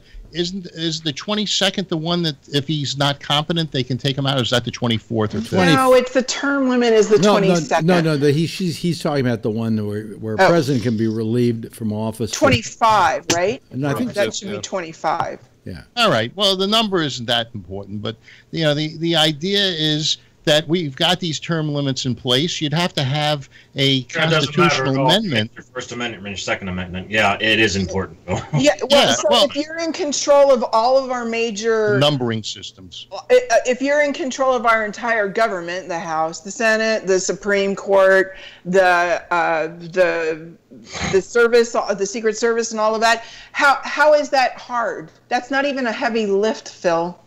It's called you need a majority of the states to change a constitutional amendment. How many states is it that you need to change to have a constitutional amendment? But aren't you guys shooting for an actual constitutional convention this next year in 2019? The only one that's shooting for that is Jack. I'm a Jack. So everyone loves the system. Everyone believes the system is still working and it's fine. No. Yeah, I believe it's fine. I believe in the Constitution. I believe that the trust in these institutions is crumbling. Oh, it's beyond crumbled. It's shattered. But that's because of Putin. This is what Putin wants from us. I think it's beyond that. It's like the last 40 years, our faith in these institutions has deteriorated. Putin's just a popcorn fart in comparison to all the bullshit that's been going on for the last 4 decades, especially since Reagan. But, Yeah. Well, anyway, hey, there's the theme. Whew. Wow. Okay. Have a good weekend. Yeah. Right. They're going to take their vote tomorrow, so it won't be that good a weekend. Jeff, thank you so much for being with us. When are you going away, by the way, Jeff? I'm right now going to go back. I'm right now Going back to in Italy? Atlanta. Oh, you're in Atlanta. Oh, he was a remote, as we used to call it in radio. That's right. Anyway, thanks, Jeff. Thank you, Renee. Send me your phone number. Okay. Yes, Patrick. It's good seeing you again all the time. Bree, great to hear from you again. And as soon as the clock changes, we want you back a lot more. Yeah, you got it, Alan. And Phil, thank you very much. Kevin, love having you here. Brian, terrific as well. All of you, give a big wave goodbye to our audience so they can say goodnight to you. There we go. That's our citizen panel, sheepishly waving goodbye and going off into the sunset. Let me get rid of my Skype here so the next show can use it. I'm Alex Bennett. Next is The Intersection with Jack Bishop. That'll be followed at 1 o'clock in the morning by Connections coming out of Florida at Eastern Daylight Time. And then, let's see here. We'll be back again on Tuesday, right after the exchange at 9:30 with Damian Chaplin. We'll be here at 10 o'clock. Same time, same station in life. In the meantime, as always, if you see her, tell her I love her, okay? Bye-bye.